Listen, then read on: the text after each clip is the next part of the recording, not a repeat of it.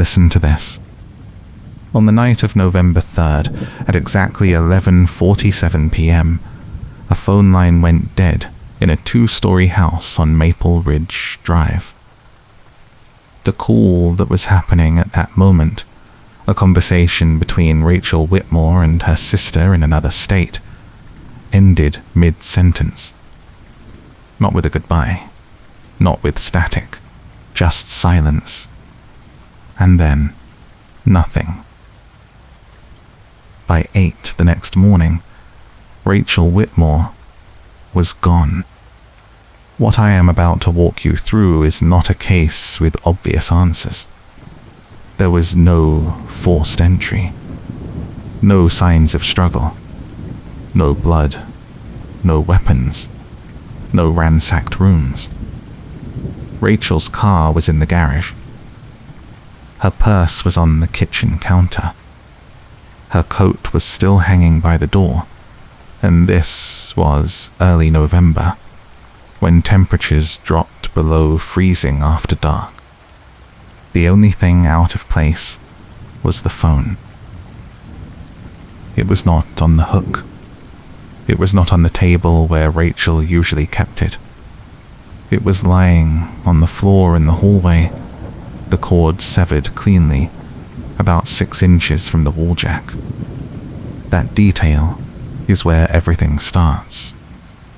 Rachel Whitmore was 34 years old. She worked as a bookkeeper for a small accounting firm. She had been married for 9 years to a man named David Whitmore, who worked in logistics for a regional shipping company. They had no children. They had no debts. They had no known enemies. By every account, they were unremarkable. David Whitmore was the one who reported her missing. He called it in at 8:12 a.m., roughly 9 hours after that phone line went dead. He claimed he had been asleep. He claimed he woke up and found her gone. He claimed he had no idea what happened. But here is the problem. The sister, the one who had been on the phone with Rachel when the line went dead, tried calling back immediately. 6 times between 11:47 p.m. and midnight. Every call went straight to a busy signal. Not voicemail. Not ringing. A busy signal. Which meant the phone was physically off the hook or the line was disrupted. She tried again at 7 the next morning. Still busy. She called David's cell phone at 7:30. He did not answer. She left a voicemail. She sent a text message.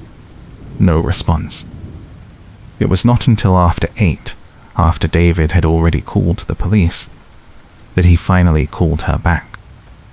When investigators arrived at the house on Maple Ridge Drive, they found David Whitmore sitting at the kitchen table. He was calm. He was cooperative. He answered every question. He provided his timeline without hesitation. He maintained he had gone to bed around 10:30 the night before.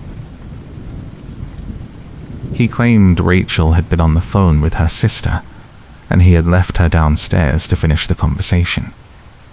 He insisted he fell asleep and did not hear anything unusual during the night. He stated he woke at 8 a.m., realized Rachel was not in bed, searched the house, and called the police when he could not find her. It was a clean story. It had no gaps. It had no contradictions, except for one thing. The phone company's records showed that the line had not simply gone dead. It had been manually disconnected. The system logged it as a physical disruption at the junction box, not at the handset. That meant someone had gone outside, opened the grey utility box mounted on the side of the house, and physically severed the line. The cut was clean. It was deliberate. and it happened at exactly 11:47 p.m., the same moment Rachel's call with her sister ended. David Whitmore claimed he had been asleep. He claimed he heard nothing. But the utility box was directly below the bedroom window, and the cut had not been made with wire cutters or scissors. It had been made with a knife. Investigators found the knife in the garage. It was a utility knife, the kind used for opening boxes. It had been wiped clean, but there were microscopic fiber fragments on the blade that matched the insulation on the phone line. David Whitmore claimed he had not touched that knife in weeks. But the real problem was not the knife. The real problem was the timeline David provided. He stated he went to bed at 10:30. He claimed he fell asleep shortly after. He insisted he did not wake until 8 a.m., but the house had a security system, the kind that logs when doors and windows are opened. And the system showed the back door had been opened at 11:43 p.m., 4 minutes before the phone line was cut. It had been opened from the inside. David Whitmore was the only other person in the house. When detectives confronted him with this, his story changed. Just slightly. Just enough. He admitted he had gotten up during the night. He claimed he heard a noise outside and went to check. He insisted he looked out the back door, saw nothing, and went back to bed. He maintained he never went outside. He swore he never touched the phone line. But the back door had been opened. The phone line had been cut. And Rachel Whitmore was gone. And here is the detail that made everything else matter. The boot prints in the snow outside the back door matched a pair of boots in David Whitmore's closet. The prints led directly to the utility box. They led back to the house, and they had been made sometime between 11:30 and midnight, based on the rate of snow accumulation that night. David Whitmore had gone outside. He had cut the phone line, and Rachel Whitmore had vanished within that same window of time. But there was no body. There was no evidence of violence inside the house. There were no signs of a struggle. And David Whitmore maintained, over and over, that he had nothing to do with her disappearance. The question was not whether he was lying. The question was what he had done with her, and why the scene looked so impossibly clean. Because when you cut a phone line at 11:47 p.m., and your wife disappears in the same moment, and you wait 9 hours to report it, you are not asleep. You are not confused. You are buying time. And time, in a case like this, is the one thing that erases evidence. The investigation was just beginning. But the answer was already there, in the details that did not fit. In the silence that followed that disconnected call. In the man who claimed he slept through everything, but whose boots told a different story. This is what happened next. The first priority was Rachel Whitmore's sister, the last person to speak with her.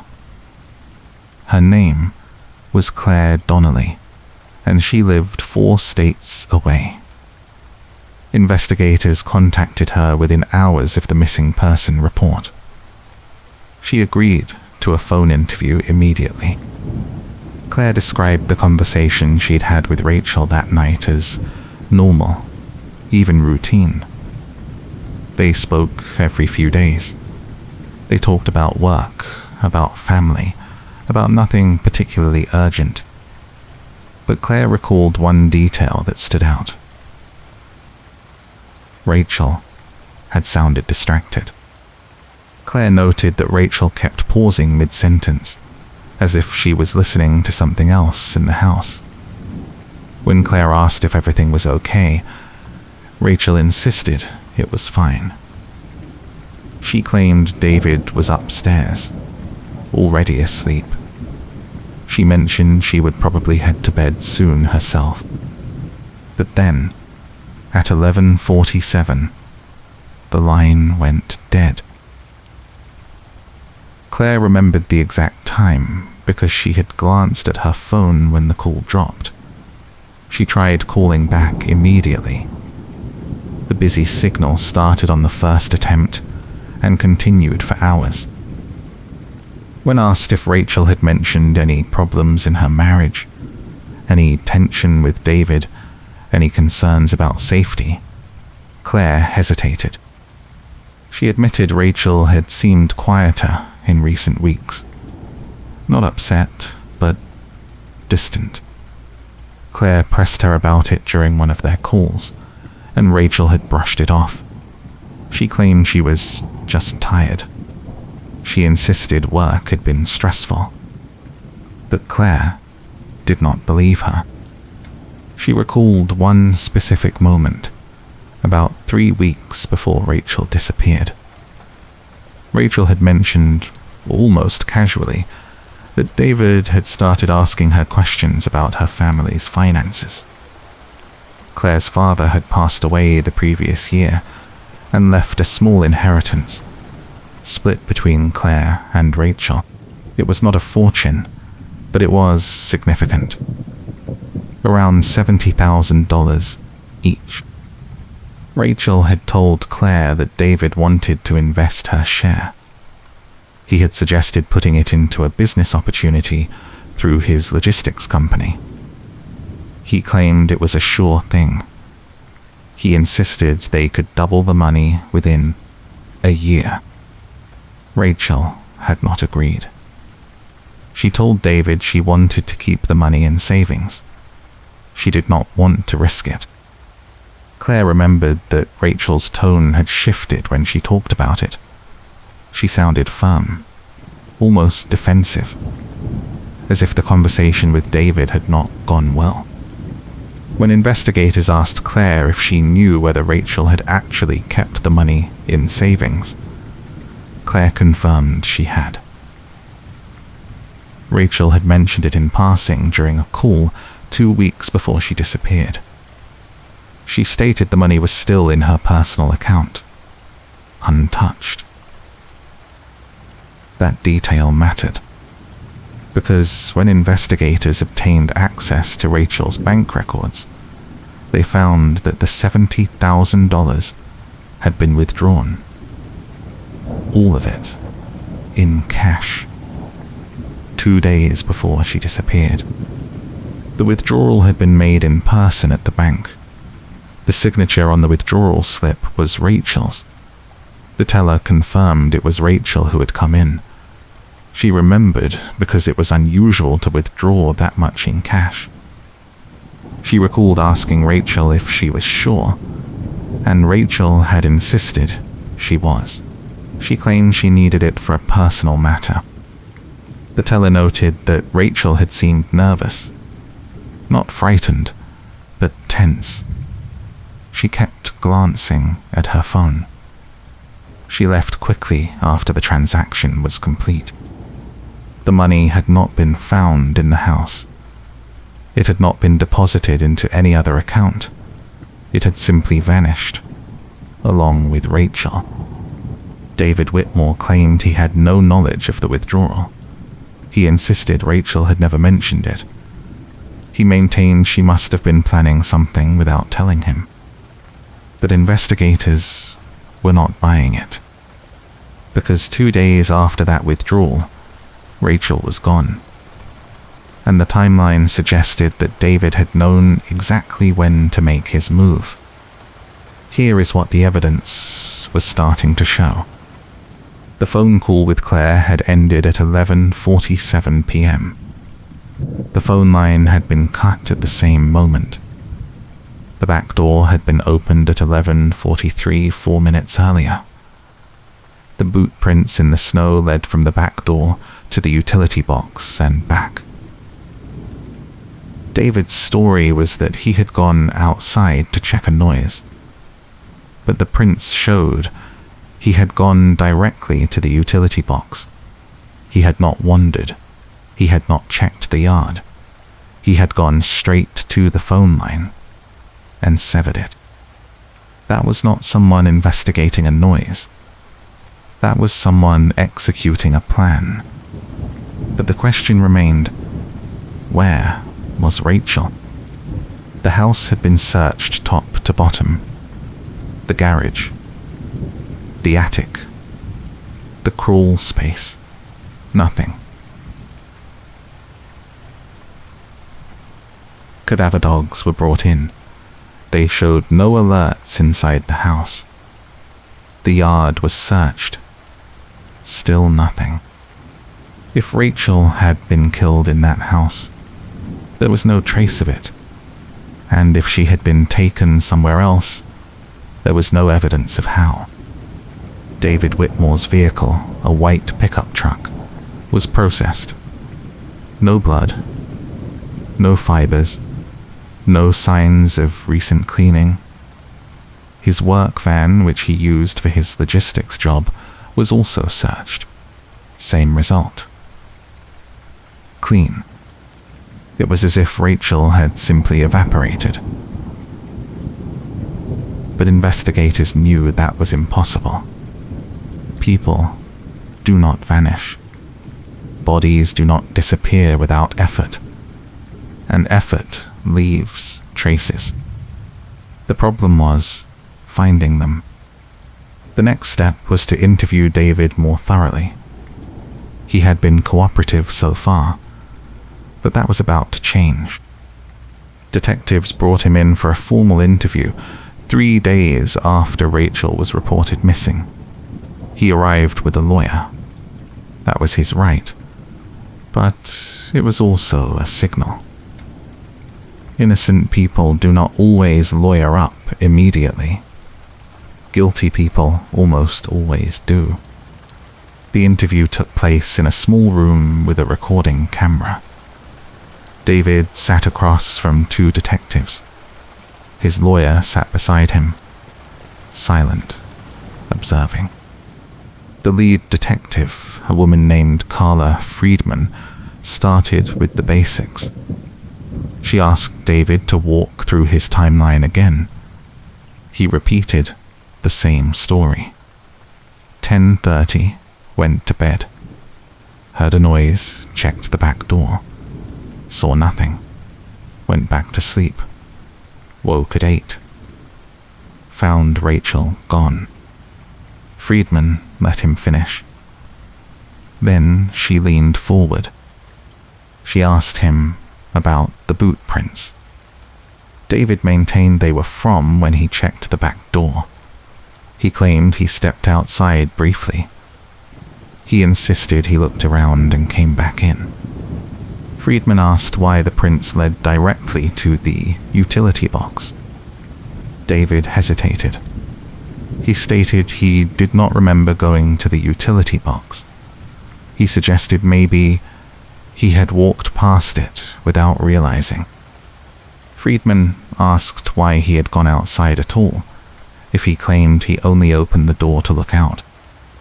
David's lawyer interjected. He advised David not to answer speculative questions. Friedman moved on. She asked David about the $70,000. David claimed he had no idea Rachel had withdrawn it. He insisted she had not told him. He suggested maybe she was planning to leave him. Friedman asked why, if Rachel was planning to leave, she would not have taken her coat.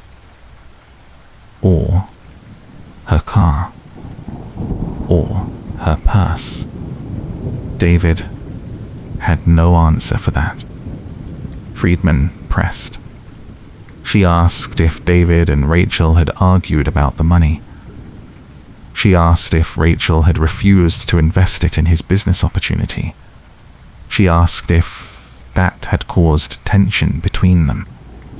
David admitted they had discussed it. He confirmed he had suggested investing the inheritance. He acknowledged Rachel had declined. But he insisted it was not a big deal.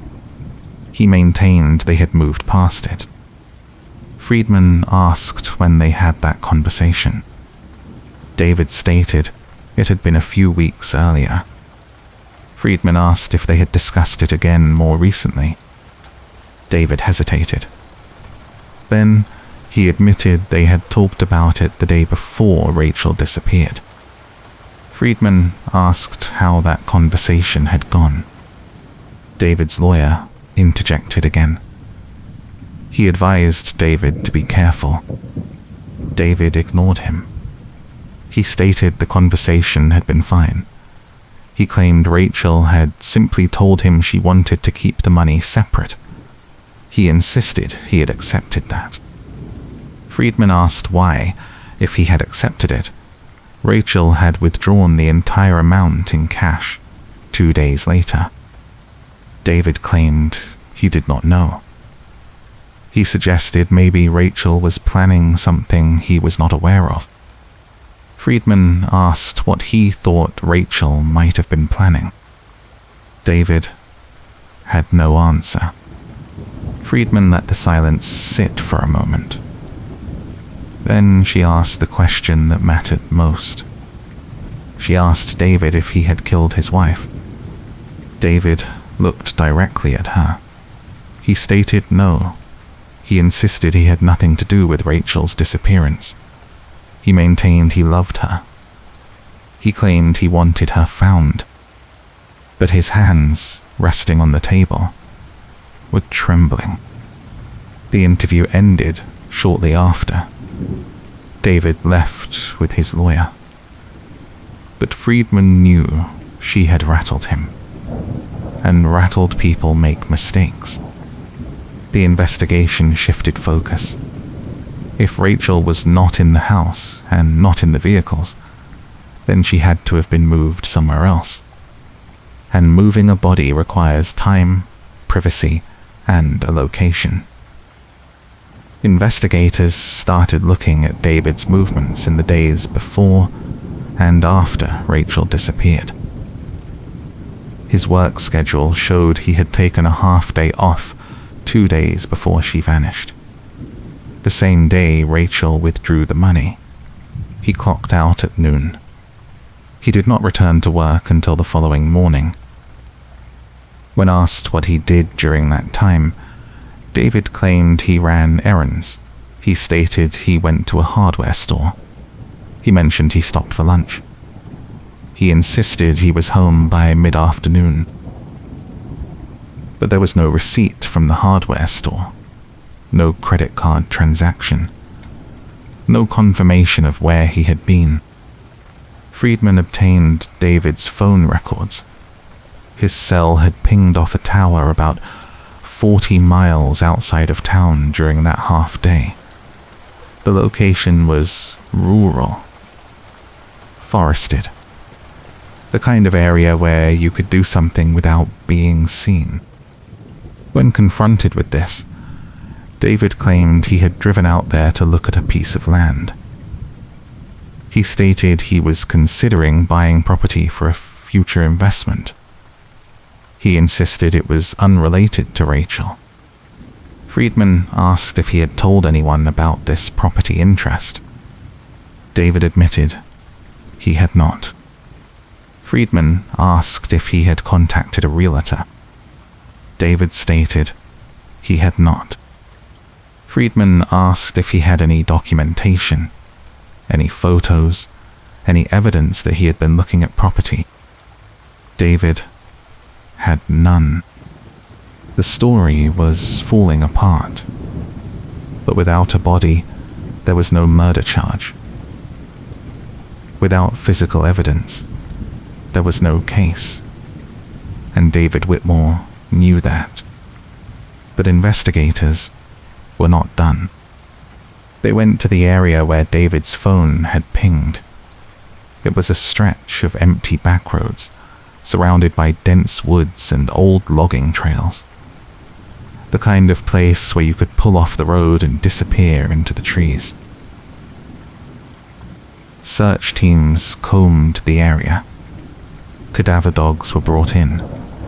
They searched for 3 days. On the 3rd day, the dogs alerted. The location was about half a mile off the main road, down an overgrown trail that was barely passable. The dogs led investigators to a shallow depression in the ground, covered with branches and leaves. It looked like a natural feature, but when investigators cleared the debris, they found disturbed soil. They started digging. 3 feet down, they found a tarp.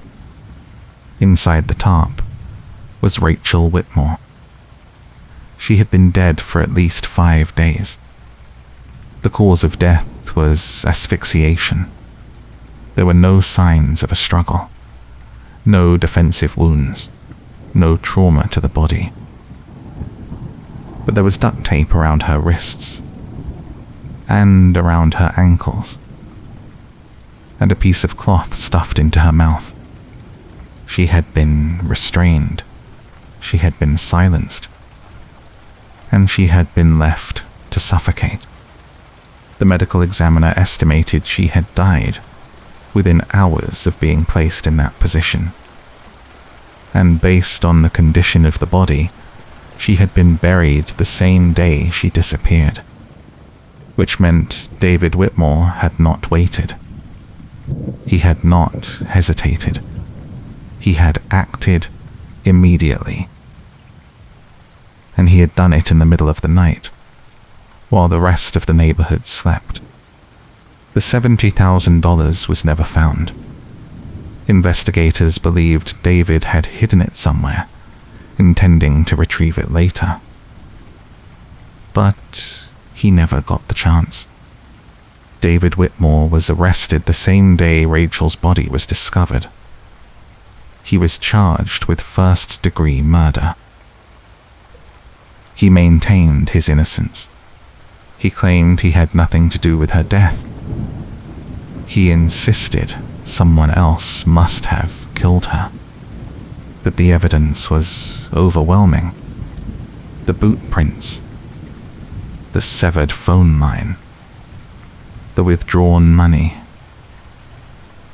the cell phone ping, the location of the body, and the fact that David had waited 9 hours to report his wife missing, giving himself time to establish an alibi and distance himself from the scene. The trial took 4 months. The defense argued there was no direct evidence tying David to the murder. They claimed the boot prints could have been made at any time. They suggested the phone line could have been cut by an intruder. They insisted the body could have been placed there by someone else. But the jury did not buy it. They deliberated for 6 hours. They found David Whitmore guilty on all counts. He was sentenced to life in prison, without the possibility of parole. Rachel's sister, Claire, attended every day of the trial. She sat in the front row, silent, watching. When the verdict was read, she did not react. She simply stood, walked out of the courtroom, and never looked back. The case closed. But the question that haunted investigators was not whether David had killed Rachel. It was why. Was it the money? Was it the refusal to invest in his scheme? Was it something else entirely? Something that had been building for years? David never confessed. He never explained. He took the truth with him into his cell. But the phone records told the story. He would not. Because in the weeks before Rachel disappeared, David had been making calls to a number that was not in his contact list. The number belonged to a woman he worked with, a woman he had been seeing for months. Rachel had found out. She had confronted him, and she had made it clear she was not going to let him walk away with her inheritance. So David made sure she would not walk away at all. The disconnected phone was not just a way to cut off Rachel's call for help. It was a symbol of how thoroughly he had planned to erase her. But he underestimated one thing. Silence can be evidence too. And in the end, it was the silence, the conviction of David Whitmore, should have been the end of it. The case was closed. The file was sealed. Rachel had been found, and her killer was behind bars. But investigations like this do not end cleanly.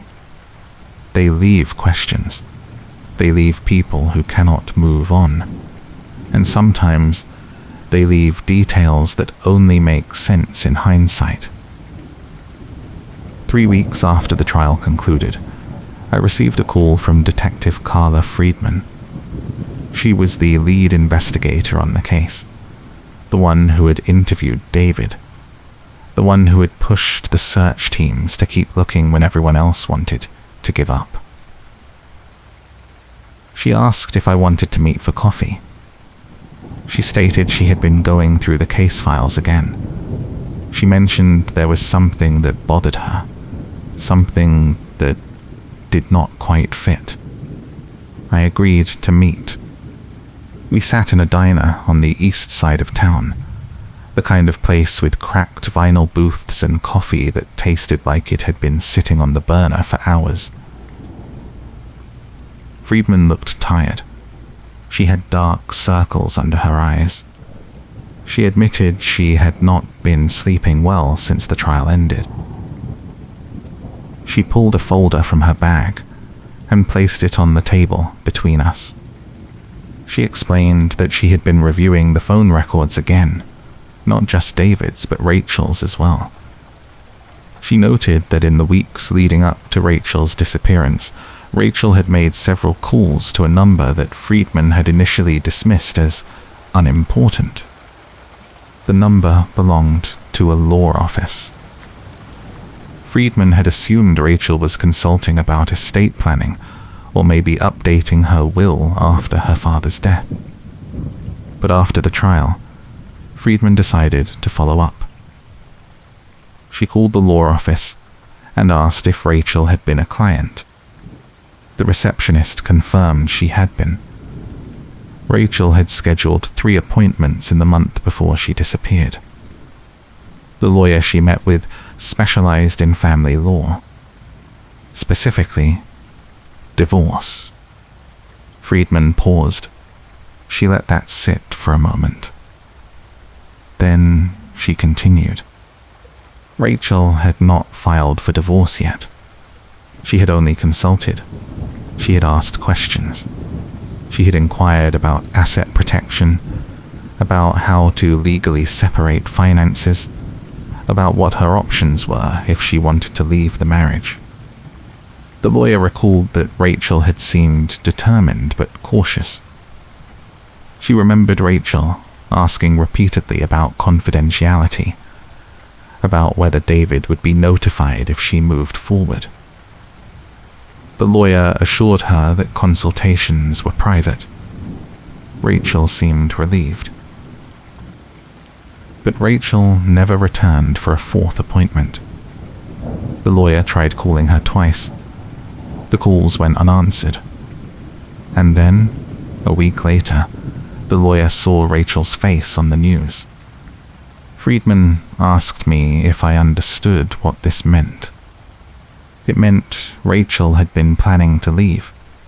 It meant she had been taking steps. And it meant David might have known. Because here is what Friedman discovered when she dug deeper. David's phone records showed he had called Rachel's cell 3 times on the afternoon she met with the divorce lawyer for the 3rd time. Rachel did not answer. She called him back an hour later. The call lasted 4 minutes. Friedman obtained David's work van's GPS logs from his employer. The van had tracking for route efficiency. On the day of Rachel's 3rd appointment with the lawyer, David's van had been parked 2 blocks from the law office for over an hour. He had followed her. Friedman showed me a map. She pointed to the law office. Then she pointed to where David's van had been. Direct line of sight. He could have seen Rachel go in. He could have seen her come out. And that night, according to Rachel's sister Claire, Rachel had called her and mentioned that David had been acting strange. Rachel told Claire he kept asking where she had been that afternoon.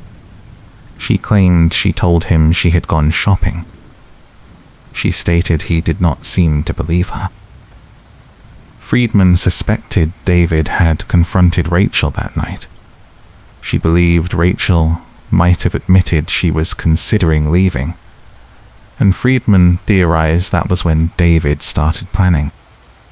Because the hardware store David claimed to have visited on his half-day off, the one where there was no receipt, no record, Friedman checked their security footage anyway. She requested the tapes from the week before Rachel disappeared. David had been there. But not on the day he claimed. He had been there 6 days before Rachel vanished, and the footage showed him purchasing duct tape, a tarp, and a folding shovel. The same items that were found with Rachel's body. Friedman leaned back in the booth. She stated this was not presented at trial because it was discovered too late. The prosecution's case was already strong. They did not need it. But Friedman wanted me to know because she believed the timeline was even more calculated than anyone realized. David had not acted impulsively. He had not snapped in a moment of rage. He had planned Rachel's murder for at least a week. He had bought the materials. He had scouted the location. He had waited for the right moment. And when Rachel withdrew the $70,000, he saw his opportunity. Friedman theorized that David had convinced Rachel to withdraw the money. She suspected he told Rachel he was willing to compromise, that he would agree to keep the money separate, but that they should keep it in cash at home for safety. Rachel, wanting to avoid further conflict, might have agreed. But once the money was in the house, David had everything he needed. The motive, the means, and the moment. He killed Rachel that night. He took the money. And he staged the scene to look like she had simply vanished. The disconnected phone was not just to cut off her call for help. It was to create confusion. It was to make it seem like an abduction. It was to buy time while he buried her body and hid the money. And it almost worked. If Rachel's sister had not been so persistent.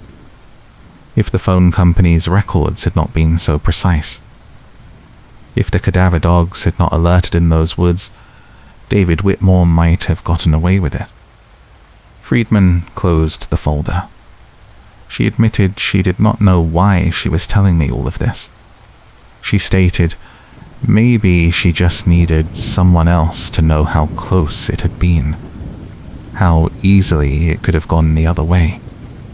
I asked her if she believed David would ever reveal where the money was hidden. She shook her head. She stated David was never going to talk. He had maintained his innocence through the entire trial. He had refused to take a plea. He had shown no remorse. And now, sitting in a cell for the rest of his life, he had no reason to give up the one thing he still controlled. The money was out there somewhere, hidden, waiting. And David was the only one who knew where. Friedman mentioned that Rachel's sister, Claire, had hired a private investigator to search for it. She explained that Claire was not interested in the money for herself. She wanted it found because it was the last piece of Rachel that David had taken. And Claire wanted to take it back. I asked if the investigator had found anything. Friedman stated not yet, but she believed they would. She insisted people like David always make one mistake. They always leave one thread loose, and eventually, someone pulls it. We finished our coffee. Friedman paid the bill. She thanked me for listening. She mentioned she would let me know if anything else came up. But as she walked out of that diner, I could see the weight she was carrying. This case had cost her something. It had taken something from her that she was not going to get back. Because when you spend months chasing a man who planned his wife's murder with that level of precision, who cut a phone line in the middle of the night and buried her in the woods like she was nothing, you start to see the world differently. You start to notice the gaps, the silences, the moments when someone's story does not quite add up. And you realize how many people are walking around with secrets like that. How many phone lines have been cut. How many shallow graves are still out there, waiting to be found.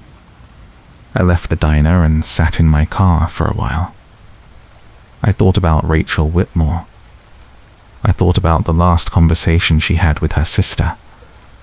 I thought about how her voice had just stopped, mid-sentence, and how Claire had tried so desperately to call back. And I thought about David Whitmore, sitting in his cell, holding on to the one piece of leverage he had left, the location of $70,000. It was not about the money anymore. It was about control. It was about making sure that even from prison, he still had power over Rachel's memory, over her family, over the narrative. But here is what David did not understand. Control is an illusion, and silence only works until someone refuses to stop listening. I decided to do something I do not usually do. I decided to visit David Whitmore in prison. It took 3 weeks to get clearance. I had to submit a formal request. I had to explain my purpose. I had to agree to certain conditions. No recording devices, no cameras, just a notebook and a pen. The prison was 2 hours north, a sprawling complex of grey concrete and razor wire. I arrived early in the morning. I went through security. I waited in a sterile room with fluorescent lights and plastic chairs. When David was brought in, he looked smaller than I expected. Prison had aged him. His hair was graying. His face was thinner. But his eyes were sharp, alert. He knew why I was there. We sat across from each other, separated by a plexiglass barrier. I picked up the phone on my side. He picked up his. He spoke first. He asked if I was a reporter. I clarified that I was an independent investigator. I explained that I was documenting the case. I stated I wanted to hear his side of the story. He laughed. It was a dry, bitter sound. He remarked that everyone wanted to hear his side. He noted that no one ever believed it. I told him I was willing to listen. He leaned back in his chair. He observed me for a long moment. Then he began to talk. He insisted he did not kill Rachel. He maintained someone else had taken her. He claimed he had been set up. He stated the evidence had been manipulated. He suggested the police had decided he was guilty from the start and built the case around that assumption. I let him talk. I did not interrupt. I did not challenge him. I just listened. He described the night Rachel disappeared. He repeated the same timeline he had given in every interview. He went to bed. He heard a noise. He checked the back door. He went back to sleep. But then, he added something new. He admitted he had lied about one thing. He confessed he had not gone back to sleep. He revealed he had stayed awake. He claimed he had heard Rachel talking on the phone downstairs. He stated he heard her voice get quieter, as if she was trying not to be overheard. He insisted he went downstairs to check on her. He claimed when he got to the living room the phone was on the floor. He maintained Rachel was not there. He stated the back door was open. I asked him why he had not mentioned this before. He responded that his lawyer told him it sounded worse. He explained that admitting he was awake made it seem like he had been involved. He noted that saying he was asleep gave him deniability. I asked him about the boot prints. He admitted they were his. He confirmed he had gone outside. He claimed he had gone looking for Rachel. He insisted he had checked the yard. He maintained he had gone to the side of the house because he thought he heard something near the utility box. I asked him why the prints led directly there. He stated he did not know. He suggested maybe he had walked that path without thinking. He insisted it did not mean he had cut the phone line. I asked him about the knife in the garage. He claimed he had used it days earlier to open a shipment. He stated he had left it on the workbench. He insisted anyone could have taken it. I asked him about the $70,000. He hesitated. Then he admitted he had known about it. He confessed Rachel had told him she withdrew it. He claimed she said she was going to put it in a safe deposit box. He insisted he never saw the money. He maintained Rachel must have hidden it somewhere. I asked him where he thought it was. He stated he did not know. He claimed if he knew, he would have told the police. He insisted they thought he was lying, but he was not. I asked him about the woman he had been seeing. His expression changed. For the first time, he looked uncomfortable. He admitted he had been having an affair. He acknowledged it had been going on for months. He claimed Rachel did not know. I asked him if he was sure about that. He paused. Then, he admitted Rachel might have suspected. He stated they had argued about it once. He claimed Rachel had accused him of being distant. He insisted he had denied it. He maintained Rachel had let it go. I asked him if Rachel had mentioned divorce. He claimed she had not. He insisted if she had been planning to leave, she never told him. He stated he would have known, but his hands were shaking, and his voice had lost its certainty. I asked him one more question. I asked him if he regretted anything. He looked at me for a long time. Then he stated he regretted not being able to prove his innocence. He claimed he regretted that no one believed him. He insisted he regretted that Rachel's family thought he was a monster. But he did not say he regretted Rachel's death. He did not say he wished she was still alive. He did not say he missed her. He only regretted what the case had done to him. I thanked him for his time. I hung up the phone. I stood and walked out of that prison. And I knew with absolute certainty that David Whitmore was guilty. Not because of the evidence, not because of the timeline, but because of the way he talked about Rachel. She was not a person to him. She was a problem. She was an obstacle. She was something that had gotten in the way of what he wanted. And when she refused to move, he removed her. I drove back to town and met with Claire Donnelly, Rachel's sister. She had agreed to speak with me. She wanted to know if I had learned anything new. We met at her home, a small house on the edge of town. She offered me tea. We sat in her living room, surrounded by photos of Rachel.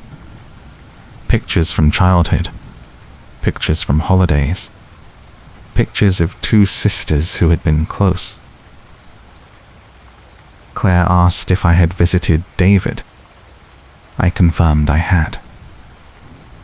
I told her what he had said.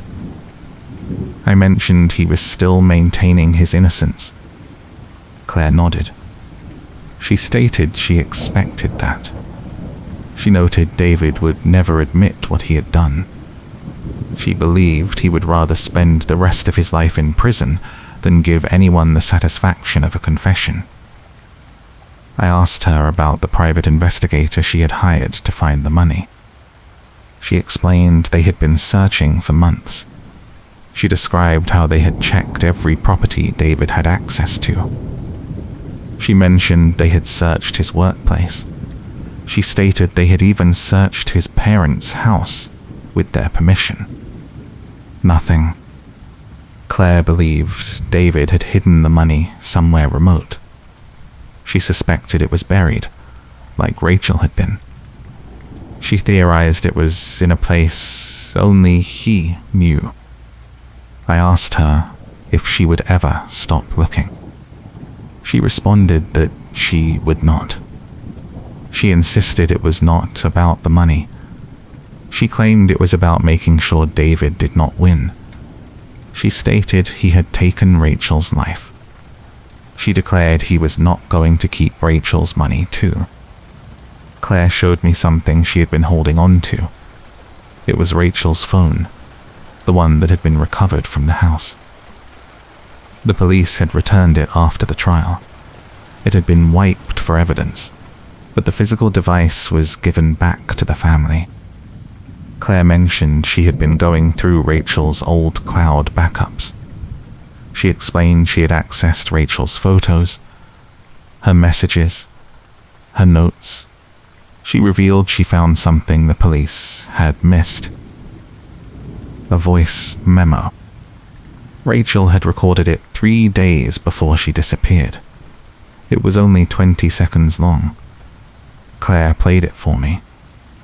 Rachel's voice came through the phone speaker, quiet and tense. Rachel stated, "If anything happens to me, look at David. He knows I'm leaving. He knows about the lawyer. He asked me about the money today. He was angry. I told him I was keeping it. He did not take it well. I don't know what he's going to do. But I needed to say this out loud. just in case. The recording ended. Claire looked at me. She asked if I understood what this meant. It meant Rachel had known. She had sensed the danger. She had recorded her fear. And she had been right. I asked Claire why this was not presented at trial. She explained she had only found it 2 weeks ago. She stated she had given it to Detective Friedman immediately. She mentioned Friedman had forwarded it to the prosecutor's office. She noted they were considering it as part of an appeal, but since David had already been convicted, it was unclear if it would matter. But to Claire, it mattered, because it was Rachel's voice speaking from the past, telling the truth that David had tried so hard to bury. I spent the next several days re-examining the case from the beginning. I reviewed every document. I studied every photo. I traced every timeline. And I kept coming back to one question. Where was the money? David had withdrawn it. Rachel had brought it home. And then it vanished. David claimed Rachel had hidden it. But that did not make sense. If Rachel was planning to leave, she would have kept the money accessible. She would have put it in a safe deposit box, like David claimed she said she would. But the bank had no record of Rachel renting a box. So where did it go? I started thinking about the logistics. $70,000 in cash is bulky. It would fill a large bag. It would be difficult to hide in a house without someone noticing. And if David had taken it, he would have needed to move it somewhere secure before the police arrived. He had 9 hours between Rachel's disappearance and his call to the police. That was enough time to bury the money. But where? I went back to the GPS data from David's work van. I studied the route he had taken on his half-day off, the day the phone pinged near the woods where Rachel's body was found. But there was something else in the data. Something investigators had noted, but not pursued. David's van had made another stop that day. It had been parked for 20 minutes at a location about 10 miles from the burial site. The location was a storage facility. I contacted the facility. I asked if David Whitmore had rented a unit. The manager checked the records. She confirmed he had. He had rented a small unit 6 months before Rachel disappeared. He had paid for a full year in advance, in cash. The unit was still active. I informed Detective Friedman immediately. She obtained a search warrant. We met at the storage facility the following day. The unit was in the back row, one of the smaller ones. The lock was rusted. It looked like it had not been opened in months. Friedman cut the lock. She rolled up the door. Inside was mostly empty. A few cardboard boxes. Some old tools. A folding chair. And in the back corner, wrapped in plastic, was a large duffel bag. Friedman pulled it out. She unzipped it. Inside was $70,000 in cash.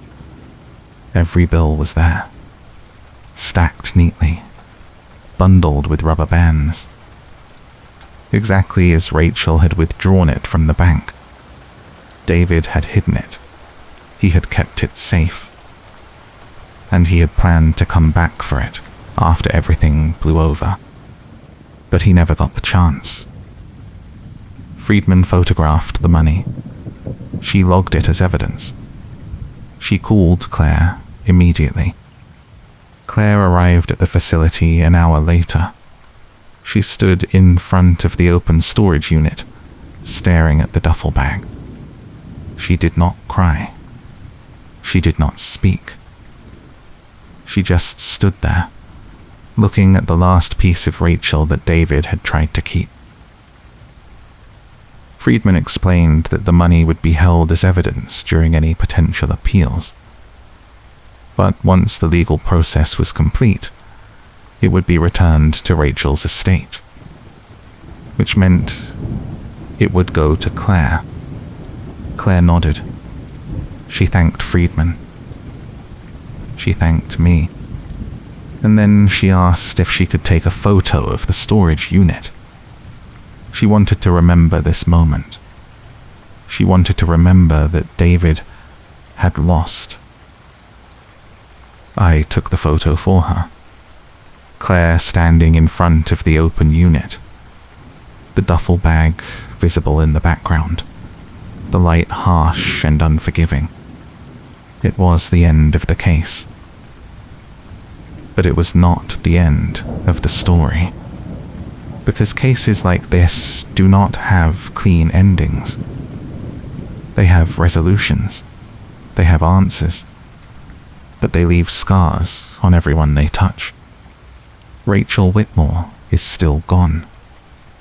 Her life was taken by the person who promised to protect her. And no amount of evidence, no conviction, no recovered money will ever change that. But her voice is still out there, in that 20-second recording, in the testimony of her sister, in the case file that will exist forever. David Whitmore will spend the rest of his life in prison. He will never admit what he did. He will never apologize. He will never show remorse. But he lost. He lost Rachel. He lost the money. He lost his freedom. And he lost the control he thought he had. Because in the end, silence did not protect him. It exposed him.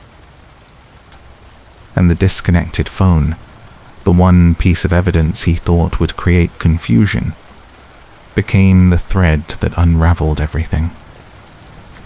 6 months after the money was recovered, I received another call. This time, it was not from Detective Friedman.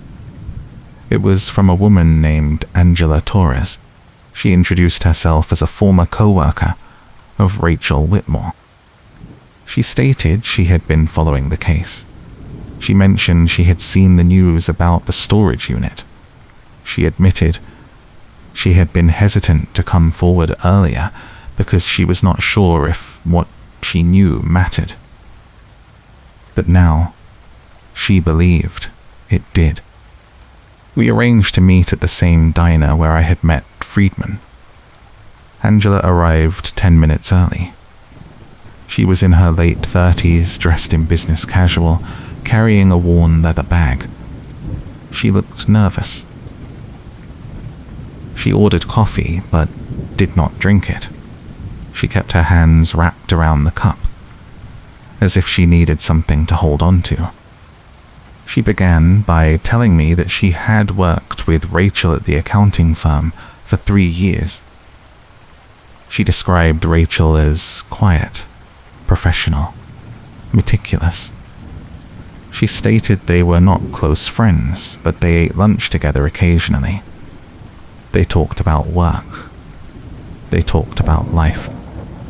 Angela recalled that in the months before Rachel disappeared, she had noticed a change.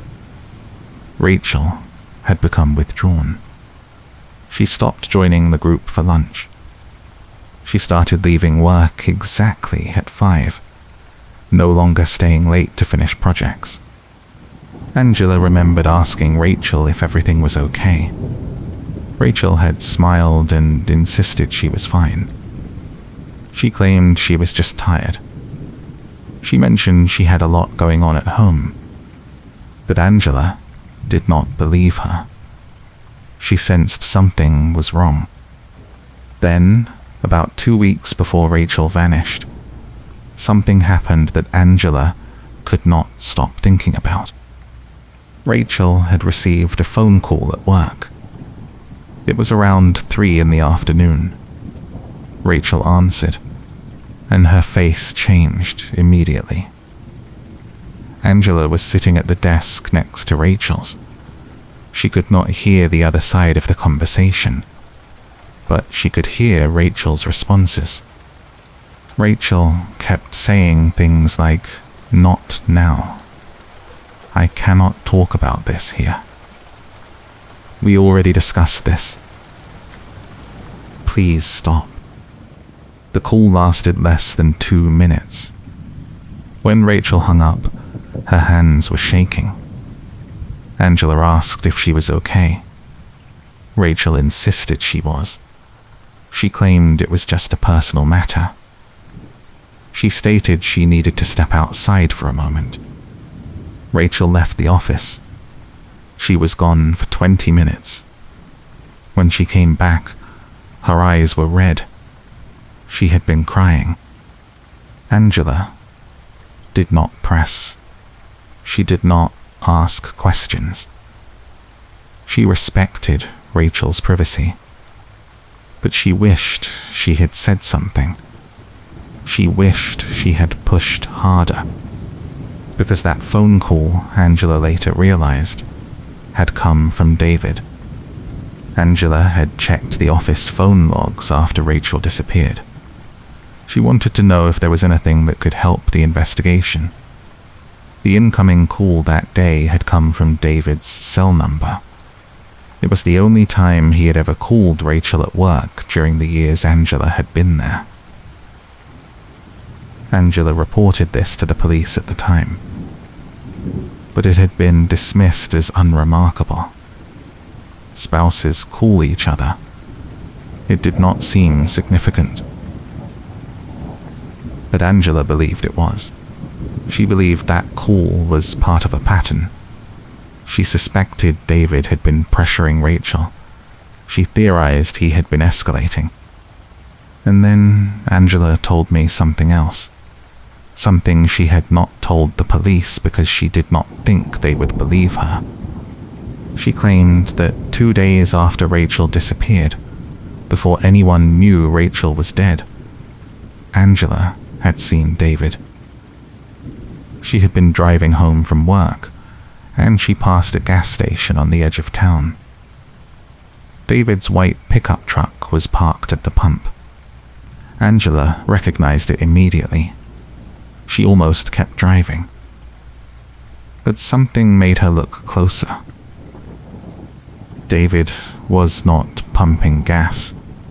He was standing at the back of the truck, talking on his phone, and his body language was strange. He kept looking around. He kept glancing over his shoulder. He looked tense, paranoid. Angela slowed down. She watched for a moment. Then David ended the call, got in the truck, and drove off. He did not pump gas. He just left. Angela thought it was odd, but she did not know what to make of it. It was only later, after David was arrested, that she started to wonder if he had been meeting someone, or checking on something, or making sure no one was following him. She mentioned she regretted not writing down the time. She stated she regretted not taking a photo. She admitted she had no proof. It was just her memory of something that felt wrong. I asked her if she remembered what day it was. She confirmed it was 2 days after Rachel was reported missing, which meant it was the same day investigators were searching the house, the same day David was being interviewed for the first time. I asked her what she thought David was doing at that gas station. Angela hesitated. Then she suggested maybe he was checking the storage unit. Maybe he was making sure the money was still hidden. Maybe he was paranoid that someone would find it. Or maybe, Angela proposed, he was meeting the woman he had been having an affair with. That possibility had not been fully explored during the investigation. The affair had been confirmed. The woman, whose name was Stephanie Marsh, had been interviewed. She admitted she had been seeing David. She acknowledged it had been going on for months, but she insisted she had no knowledge of Rachel's disappearance. She claimed she had ended the relationship with David 2 weeks before Rachel vanished. Stephanie had provided phone records showing she had not been in contact with David during the critical time period. The police had cleared her. She was not considered a suspect or an accomplice. But Angela believed there was more to the story. She stated that Stephanie had also worked in logistics at a different company. She mentioned that Stephanie and David had met at an industry conference. She recalled Rachel mentioning once that David traveled for work occasionally, attending regional meetings and trade events. Angela suspected the affair had been more serious than anyone realized. She theorized Stephanie might have known about David's plans. She wondered if Stephanie had encouraged him, or at least if she had not discouraged him. I asked Angela why she thought this. She admitted she had no concrete reason. She stated it was just a feeling. She explained that when she saw the news coverage of Stephanie being interviewed, something about Stephanie's demeanor bothered her. She claimed Stephanie seemed too calm, too composed, too ready with her answers. Angela acknowledged this was not evidence. She recognized it was speculation. But she wanted someone to know. She wanted someone to consider the possibility that Stephanie had been more involved than she admitted. I told Angela I would look into it. After Angela left, I sat in that diner for another hour, thinking. The case was closed. David was in prison. The money was recovered, but there were still pieces that did not quite fit.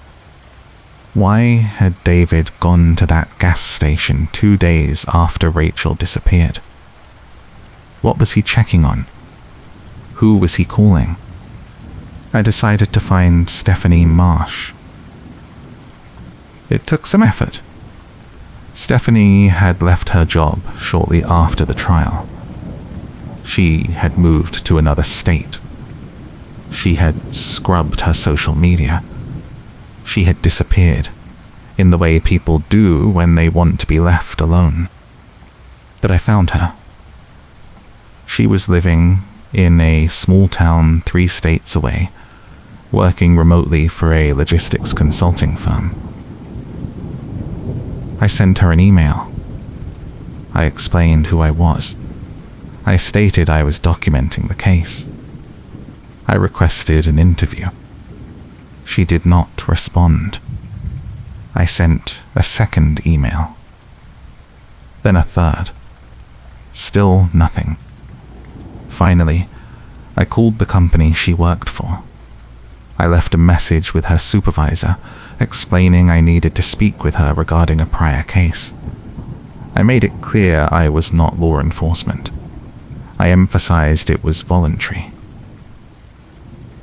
2 days later, Stephanie called me. Her voice was cold. She asked what I wanted. She stated she had already told the police everything she knew. She insisted she had nothing more to say. I told her I only had a few questions. I promised I would not take much of her time. She hesitated. Then she agreed to a phone interview. She refused to meet in person. She refused to be recorded. She made it clear this was the only chance I would get. I asked her to walk me through her relationship with David. She sighed. She stated they had met at a conference 2 years before Rachel died. She acknowledged they had started seeing each other shortly after. She admitted it had been a mistake. She claimed she had not known he was married at first. She insisted that by the time she found out, she was already involved. I asked her when she learned he was married. She stated it was about 3 months into the relationship. She claimed David had told her he was separated. She insisted he said he and Rachel were living separate lives. She maintained he made it seem like the marriage was over in everything but paperwork. I asked her when she realized that was not true. She admitted it was about a year later. She revealed she had seen David and Rachel together at a public event. She described how they were acting like a normal couple. She recalled feeling betrayed. She confronted David about it. He claimed it was complicated. He insisted he was planning to leave Rachel. He promised it would happen soon. I asked her if she believed him. She stated she wanted to. She claimed she kept hoping he would follow through. But she acknowledged that, as time went on, she started to doubt him. I asked her when she ended the relationship.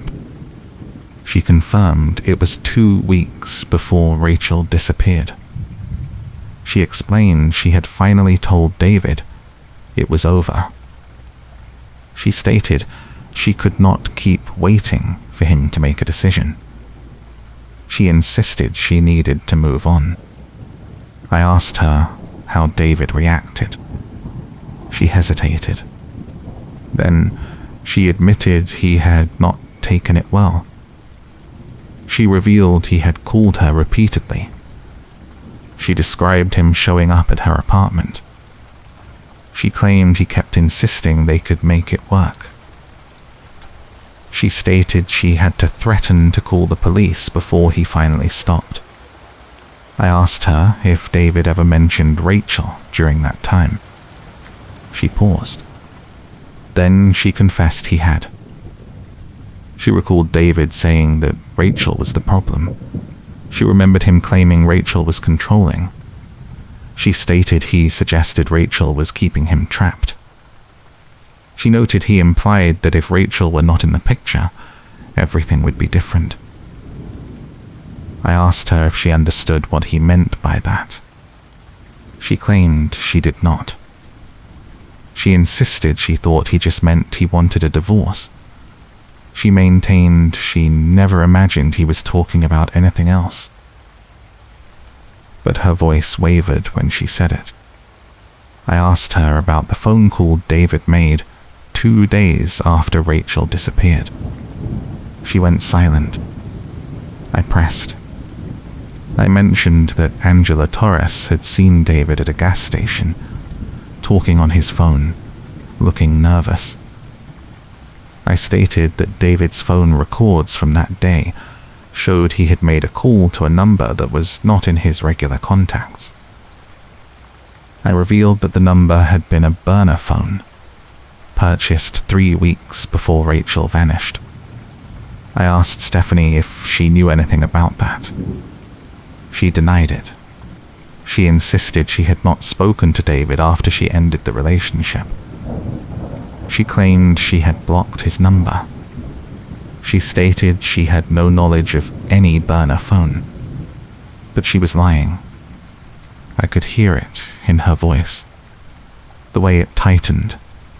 The way her words came too fast. I told her that if she had information that could help clarify the timeline, now was the time to share it. I explained that withholding information, even after a conviction, could have legal consequences. She hung up. I tried calling back. She did not answer. I sent another email. No response. But I knew I had rattled her. And people who are rattled make mistakes. I contacted Detective Friedman. I told her about the conversation with Stephanie. I shared Angela's account of seeing David at the gas station. I mentioned the burner phone. Friedman was quiet for a moment. Then she stated she would look into it. She admitted the burner phone had been noted during the investigation, but it had never been traced. She explained that burner phones are nearly impossible to track unless you have specific transaction records or surveillance footage. But she agreed it was worth revisiting. Friedman pulled the phone records again. She cross-referenced the dates. She found that the burner phone had been used to call David's cell 3 times in the week before Rachel disappeared. And it had been used once more, 2 days after Rachel was reported missing. That final call had lasted 6 minutes. Friedman checked the cell tower pings. The burner phone had pinged from a location near Stephanie Marsh's apartment during 2 of those calls. It was not proof, but it was enough to reopen the question of Stephanie's involvement. Friedman contacted the prosecutor's office. She explained the new information. She requested permission to re-interview Stephanie Marsh. The prosecutor agreed. 2 weeks later, Friedman and another investigator traveled to the town where Stephanie was living. They showed up at her door unannounced. They asked if she would come in for a voluntary interview. Stephanie refused. She demanded to speak with a lawyer. She stated she had nothing more to say. That response told Friedman everything she needed to know. Because innocent people do not lawyer up when asked about a phone call. Innocent people explain. They clarify. They cooperate. Guilty people shut down. Friedman obtained a subpoena for Stephanie's phone records. It took another month. But when the records came back, they showed something critical. Stephanie had purchased a burner phone 3 weeks before Rachel disappeared. She had used it to contact David multiple times, and she had destroyed the phone 2 days after Rachel's body was found. But she had made one mistake. She had kept the packaging. It was in a box, in her closet, along with old receipts and paperwork. When investigators executed a search warrant on her apartment, they found it. The receipt showed the exact date and location of purchase. The phone's serial number matched the one that had been used to call David. Stephanie was arrested on charges of conspiracy and obstruction of justice. She was brought back to face trial. And this time, she did not stay silent. In exchange for a reduced sentence, Stephanie agreed to testify about her involvement. She admitted that David had contacted her after she ended the relationship. She confessed he had begged her to help him. She revealed he had told her he was going to leave Rachel, but he needed to do it carefully. He claimed Rachel had money he needed access to.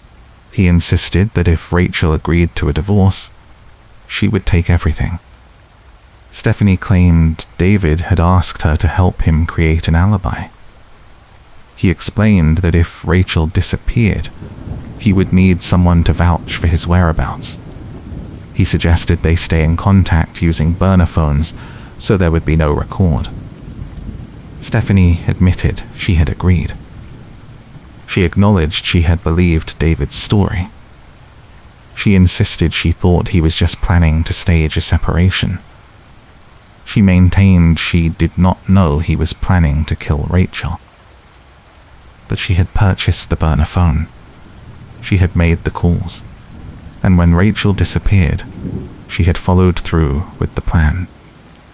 On the night Rachel vanished, Stephanie had called David at 11:30 p.m. She confirmed that David had answered. She recalled he had sounded calm. He told her everything was fine. He instructed her to destroy the phone and never mention their conversations. Stephanie claimed she had panicked. She stated she realized something terrible had happened, but she was too afraid to go to the police. She insisted she thought she would be implicated. She maintained she thought no one would believe her.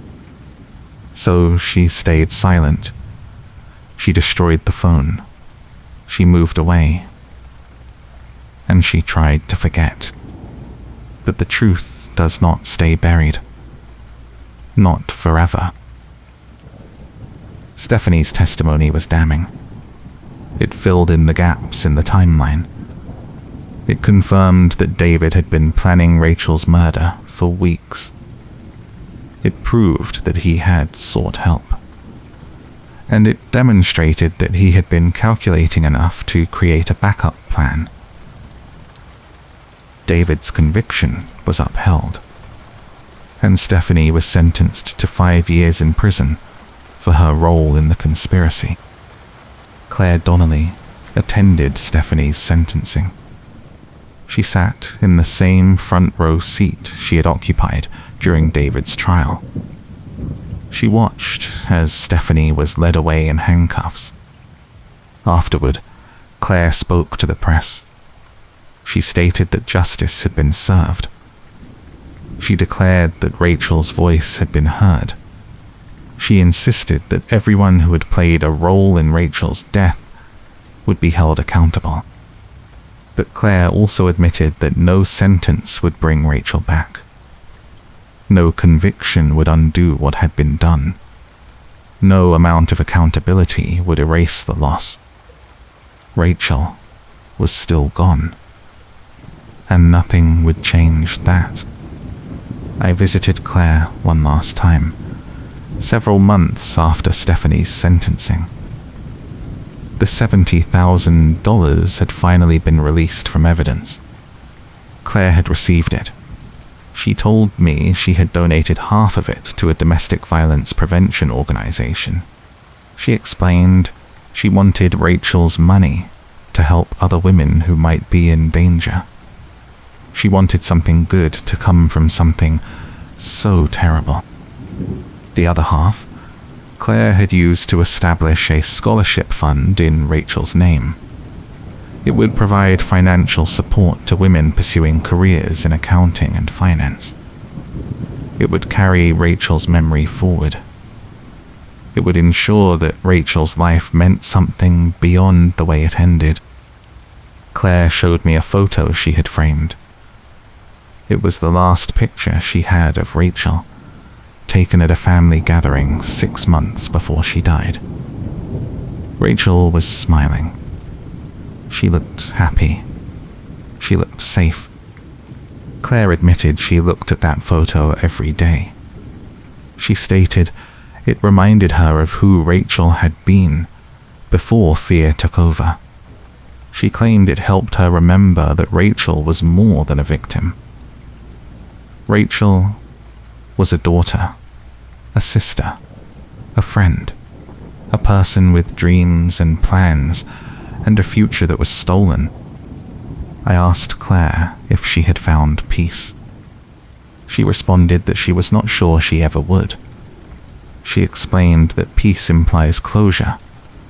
She noted that closure implies an ending. But this case, this loss, would never truly end. It would always be part of her. It would always be a weight she carried. But Claire also stated that she had found something else. Purpose. Determination. A refusal to let David Whitmore's actions define Rachel's legacy. Because Rachel had tried to protect herself. She had consulted a lawyer. She had secured her money. She had recorded a voice memo in case something happened. Rachel had done everything right. But it had not been enough.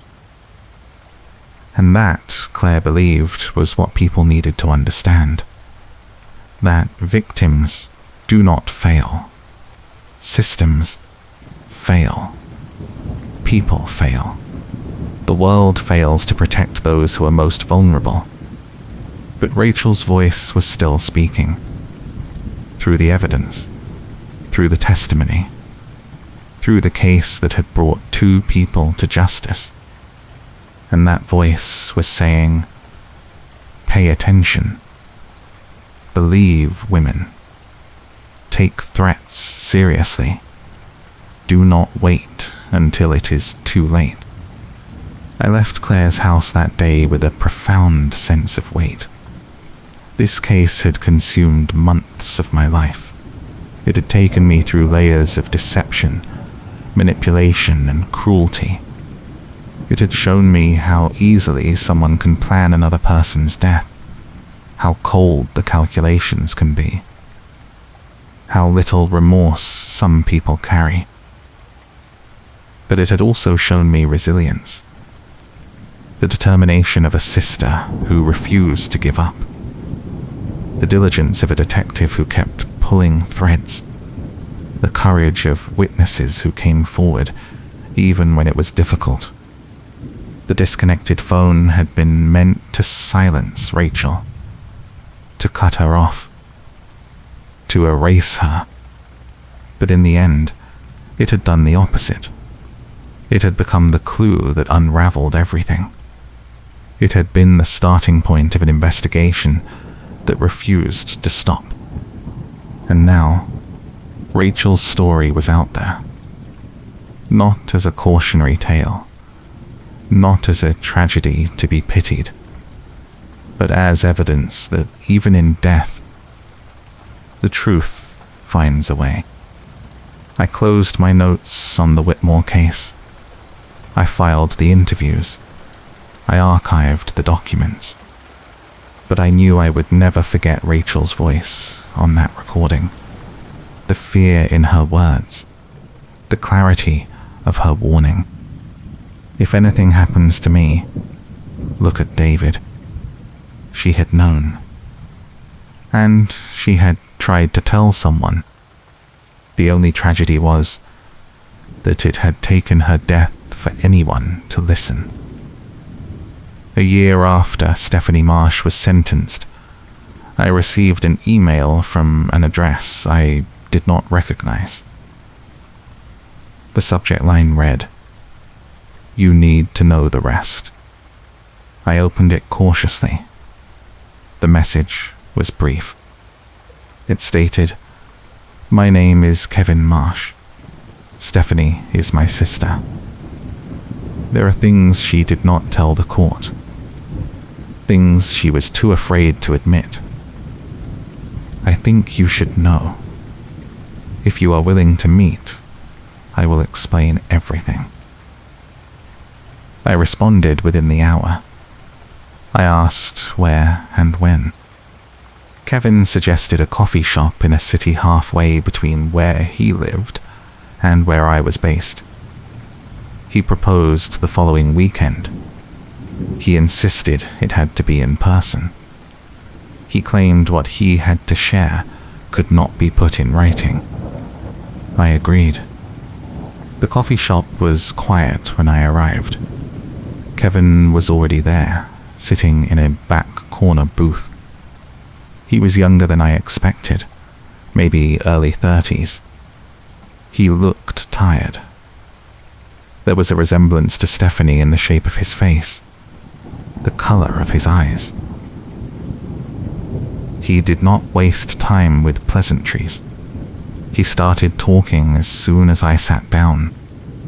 He stated that Stephanie had lied during her testimony. Not about everything, but about the extent of her involvement. He explained that Stephanie had known more than she admitted. He claimed she had been more complicit than the prosecution realized. Kevin admitted he had struggled with whether to come forward.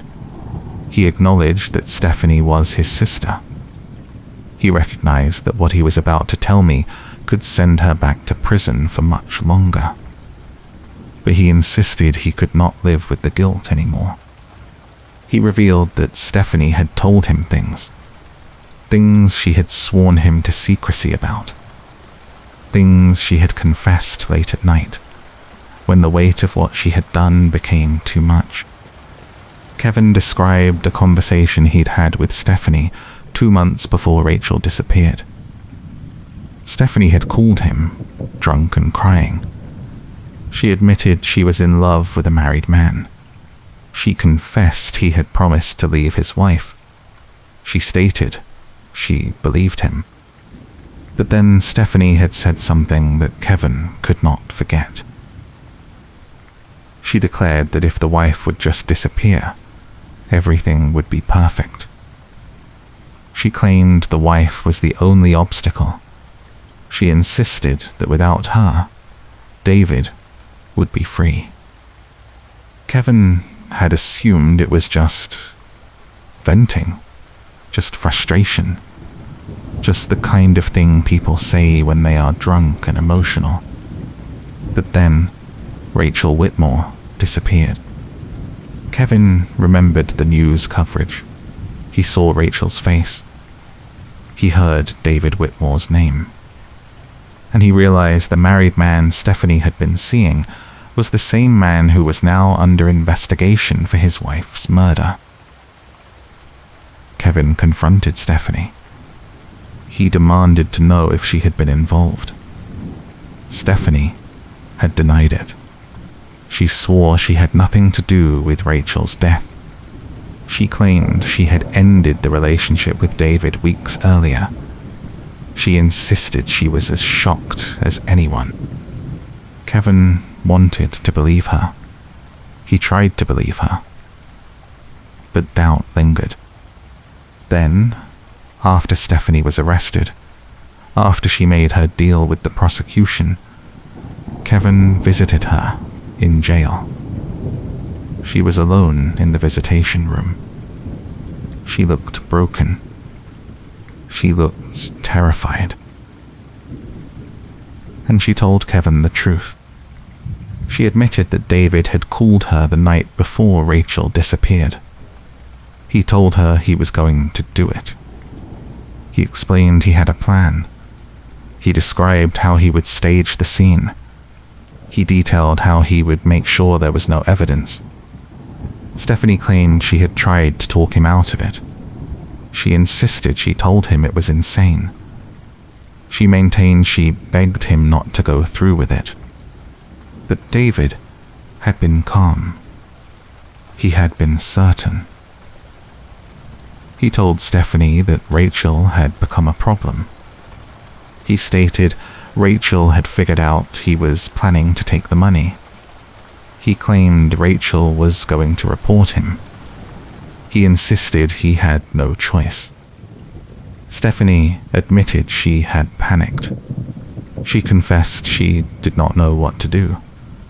She acknowledged she should have called the police.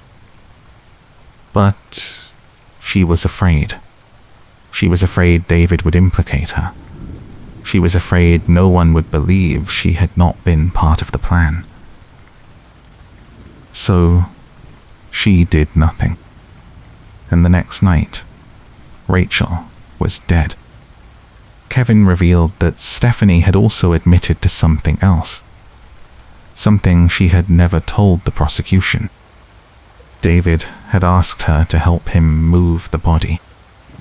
Stephanie claimed she had refused.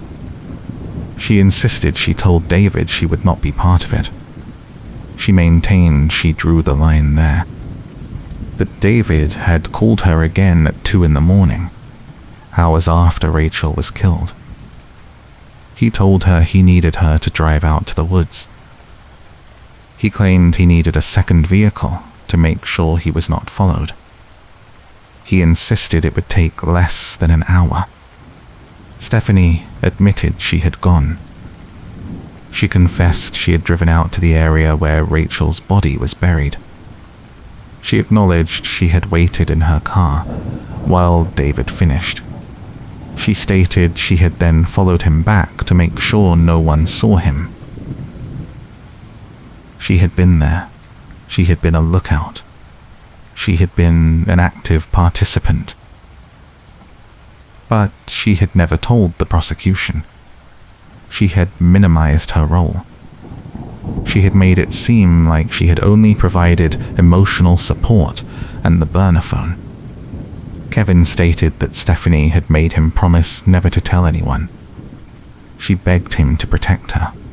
She claimed she had already taken a plea deal. She insisted that if the truth came out, she would spend the rest of her life in prison. Kevin had kept that promise for months, but he could not keep it anymore. He explained that he had been having nightmares. He described dreams where Rachel Whitmore appeared, asking him why he stayed silent. He admitted he woke up feeling like he was complicit, like his silence made him part of the crime. He looked at me and asked if I understood. I told him I did. Kevin asked what I was going to do with the information. I stated I would give it to Detective Friedman. I explained that it was not my decision to make. I clarified that if this information was credible, the prosecution would need to determine whether Stephanie's plea deal had been obtained under false pretenses.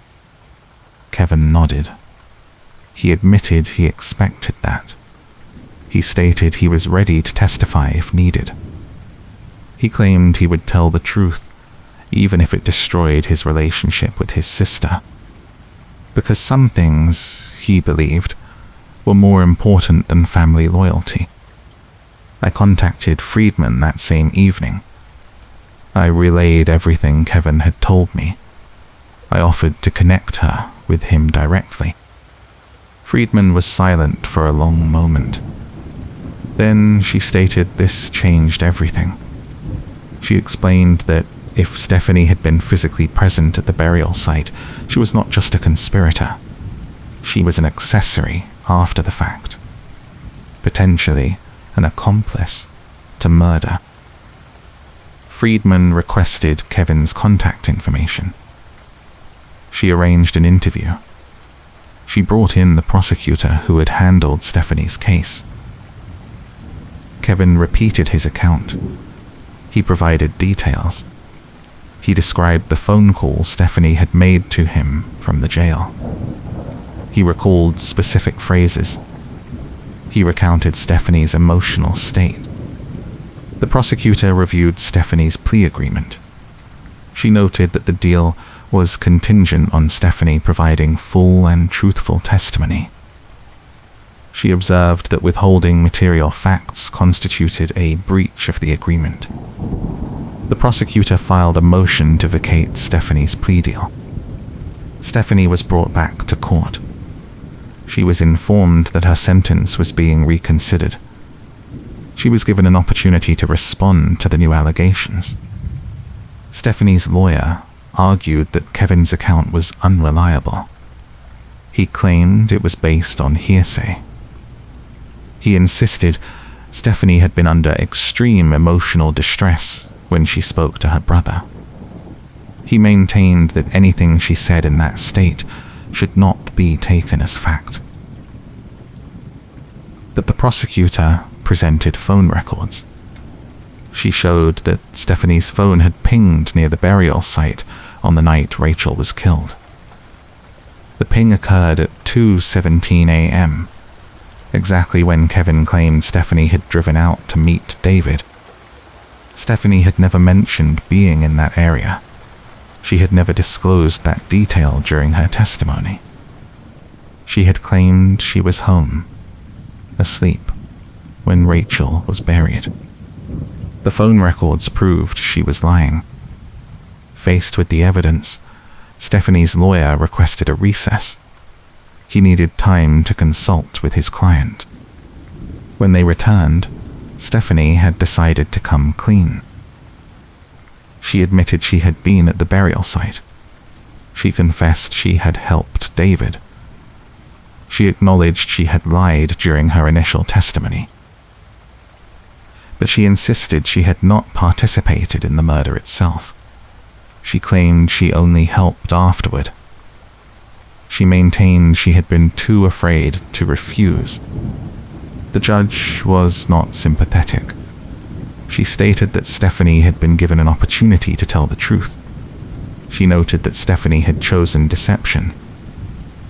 She declared that the court could not trust anything Stephanie said. The plea deal was vacated.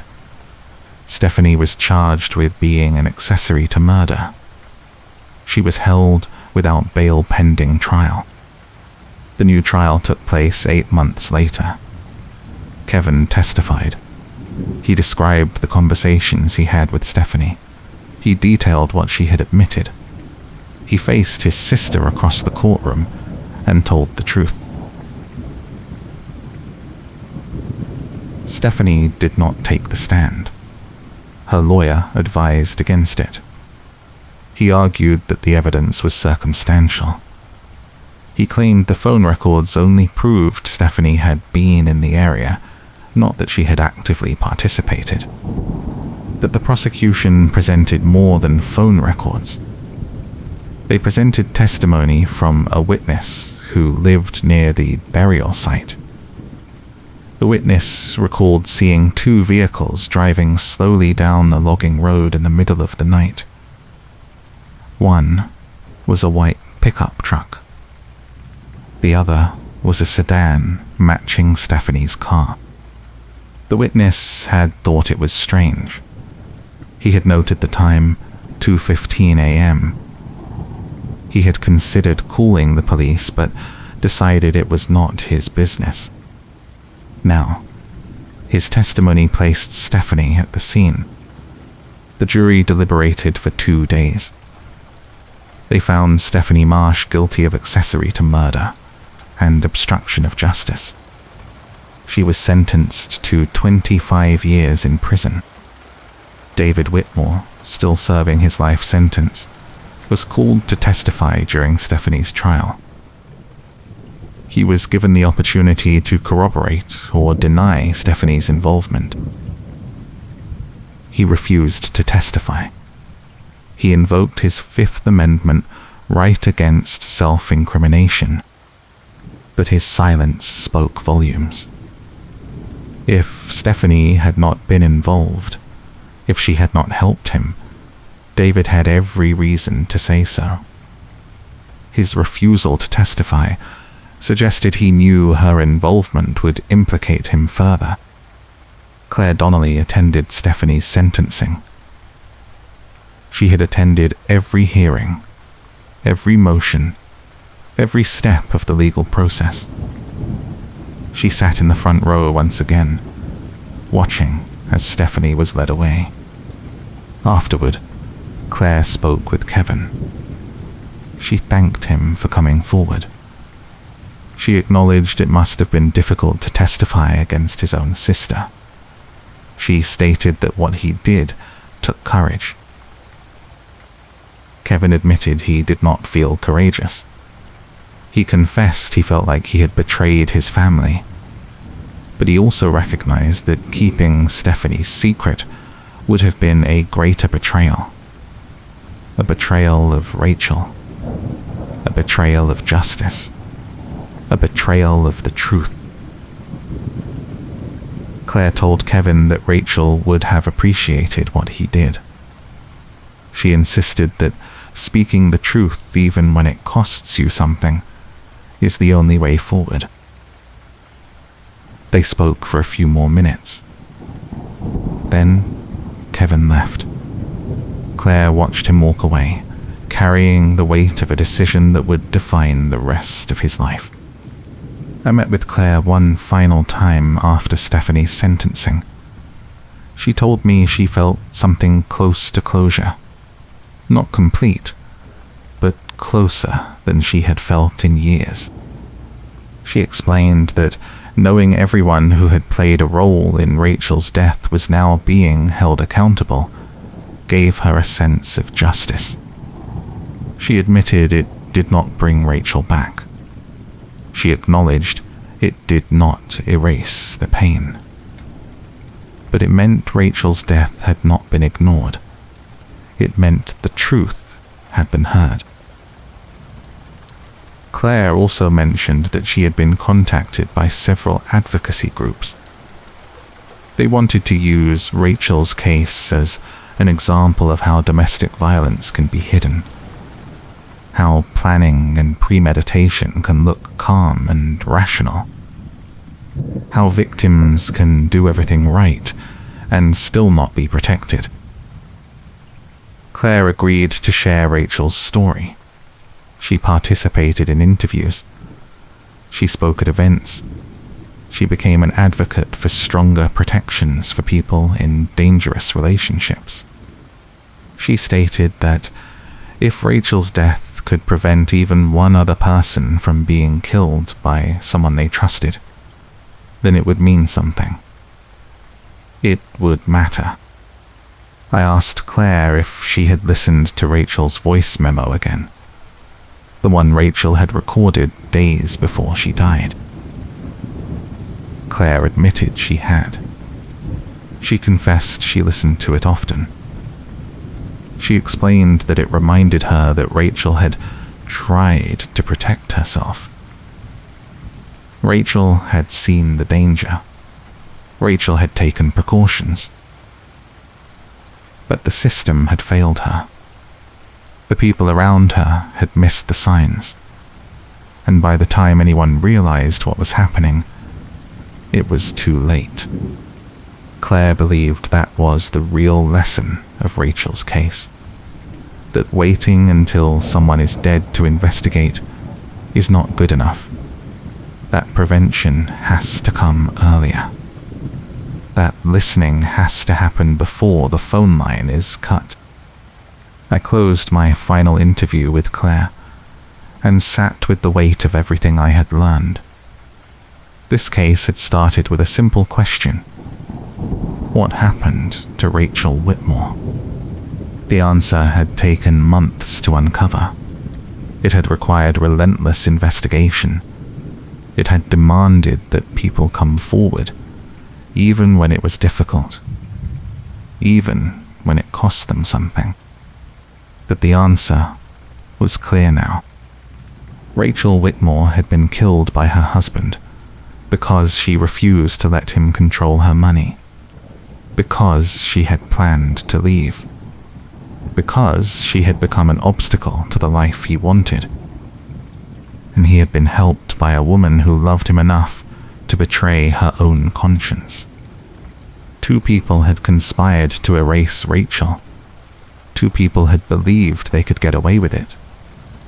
Two people had underestimated how much silence reveals.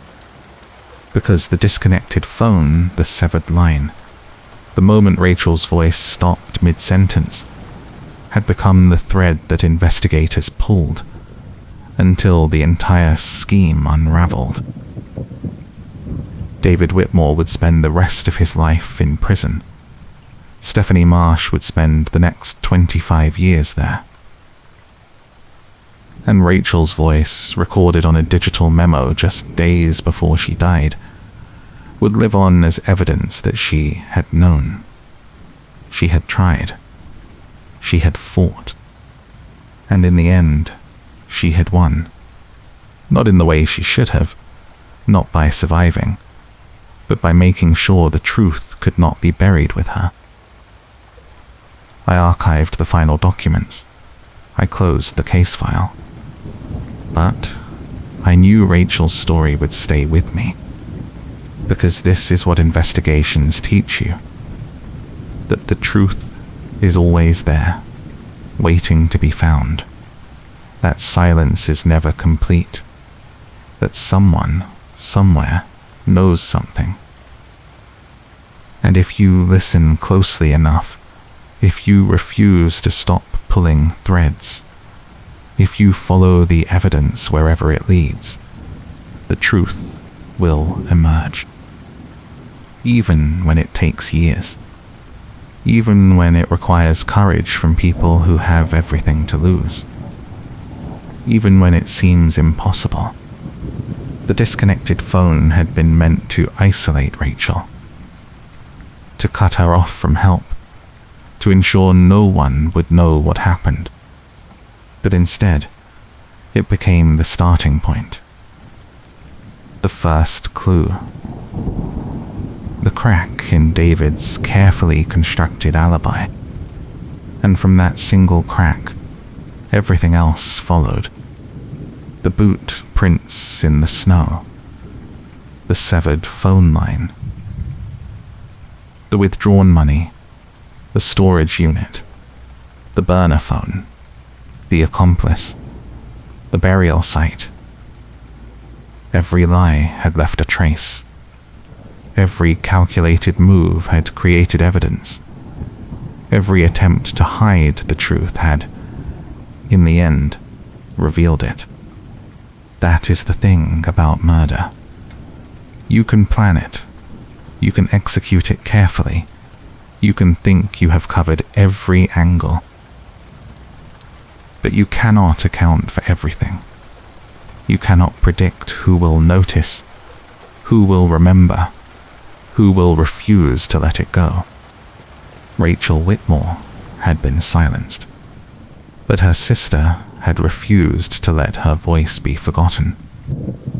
Detective Friedman had refused to let the case go cold.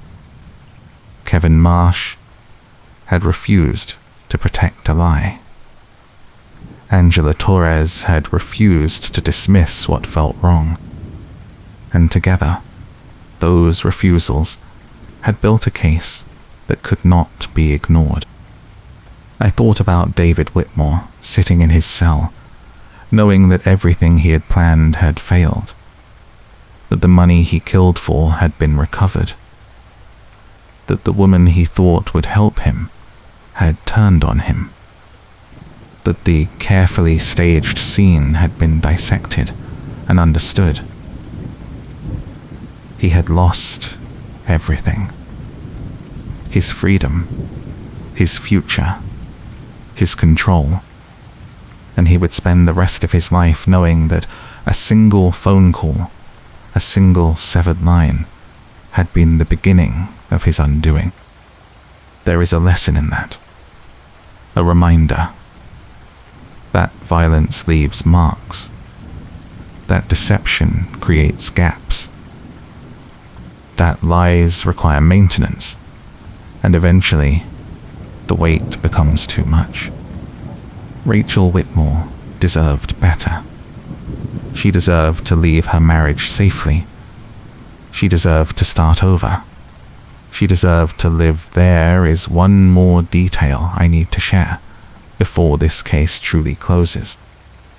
3 years after David Whitmore was sentenced, I received a letter. It was forwarded to me through Detective Friedman. The return address was a state prison. The sender was David Whitmore. I did not open it immediately. I sat with it for several days, unsure if I wanted to read what he had written, unsure if he had anything left to say that mattered. But eventually, curiosity won. I opened the envelope. The letter was handwritten. 3 pages, front and back. The handwriting was neat, controlled, deliberate. It read like someone who had spent a long time thinking about what they wanted to say. David began by stating he was not writing to proclaim his innocence. He acknowledged that no one would believe him anymore. He admitted that his attempts to maintain his story had failed. But then, he wrote something unexpected. He claimed he wanted to explain why, not to justify it, not to excuse it, but to explain the calculations that had led him to believe it was possible. He described feeling trapped. He stated Rachel had become someone he did not recognize. He claimed she had changed after her father died. He insisted she had become distant, secretive, controlling. He wrote that when Rachel inherited the money, something shifted. He maintained that Rachel had started making decisions without consulting him. He alleged she had opened separate bank accounts. He suggested she had been planning to leave for months.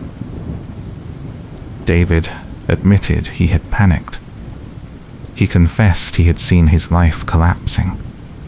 He acknowledged he had made a choice, driven by fear and desperation. But here is what stood out. David never once said he regretted killing Rachel. He never expressed remorse for her death. He never acknowledged the pain he had caused her family. He only regretted getting caught. He wrote that if he had been smarter, if he had waited longer, if he had not involved Stephanie, he believed he could have gotten away with it. He stated that his mistake was not the act itself, but the execution of the plan. He ended the letter by saying he hoped I understood that people are more complicated than the stories told about them. He claimed everyone is capable of things they never imagined. He insisted that under the right circumstances, anyone could make the choice he made. I read that final line over and over, and I realized that David Whitmore still did not understand what he had done. He still saw Rachel as an obstacle, not a person. He still framed the murder as a problem-solving exercise, not an act of violence against someone who had trusted him. He had learned nothing. He felt nothing. He would carry his justifications to his grave. I showed the letter to Claire. She read it in silence. When she finished, she folded it carefully and handed it back to me. She stated she was glad David had written it. She explained it confirmed everything she had believed about him. She noted that some people cannot be rehabilitated because they do not believe they did anything wrong. Claire mentioned that David's letter would be useful. She planned to share it with the advocacy groups she worked with. She believed it demonstrated how abusers think, how they rationalize, how they reframe their violence as inevitability. She declared that this letter was one final piece of evidence. Evidence that David Whitmore was exactly who the jury believed him to be. I asked Claire if she ever thought about what Rachel's life might have been if she had survived. If she had successfully left David. If she had started over. Claire smiled, but it was a sad smile. She stated she thought about it every day. She imagined Rachel living in a small apartment, working at a new firm, rebuilding her life piece by piece. She pictured Rachel finding peace, finding safety, finding herself again. But Claire also acknowledged that imagining what could have been was both comforting and painful. It reminded her of everything Rachel had lost, everything that had been stolen. Claire stated that the best she could do now was make sure Rachel's story continued to matter, that it continued to warn others, that it continued to demand better from the systems meant to protect people. I left that conversation carrying the weight of everything this case represented. The failures, the small victories, the lives forever changed. Rachel Whitmore had been 34 years old when she died. She had been a daughter, a sister, a friend. She had been careful. She had been smart. She had tried to protect herself. and it had not been enough. Because the person who killed her was the person who should have protected her. The person she had trusted. The person she had built a life with. That is the cruelty at the heart of cases like this. That danger does not always come from strangers in dark alleys. It comes from the people closest to you, the people who know your routines, the people who have access to your life. And by the time you realize the danger, it is often too late. But Rachel's voice is still here, in the case file, in the recordings, in the testimony, in the story that refuses to be forgotten. And as long as that voice exists, there is a chance someone else will hear it. Someone else will recognize the signs. Someone else will leave before the phone line is cut. That is what I carry with me when I close this case. Not just the facts, not just the evidence, but the hope that telling the truth, documenting the details, refusing to let the story disappear, might save someone. Because that is what investigations are really about. Not just solving crimes. Not just holding people accountable. But creating a record. A warning. A light in the dark that says, this happened. This is how. And this is what we must do to prevent it from happening again. The disconnected phone will always be, for me, a symbol of that moment when help is cut off. When isolation becomes complete. When someone realizes they are alone with their danger. But it is also a symbol of something else. Of the thread that, when pulled, unravels everything. Of the clue that starts the investigation. Of the silence that, paradoxically, speaks the loudest. Rachel Whitmore's case is closed. The convictions are final. The appeals have been exhausted. The evidence is archived, but the lessons remain. And the voice continues. And somewhere,